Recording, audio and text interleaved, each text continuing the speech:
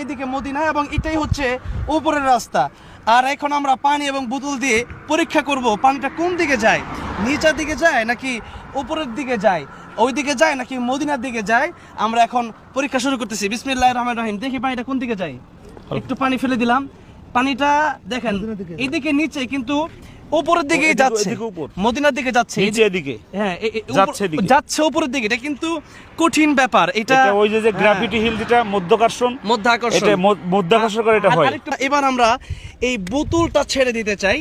এই বোতলটা কত দূর যায় দেখি, মানে অনেক দূর যাবে কিন্তু আমরা অল্প একটু যাব, দেখি বোতলটা যায় কিনা। বিসমিল্লাহির রহমানির রহিম।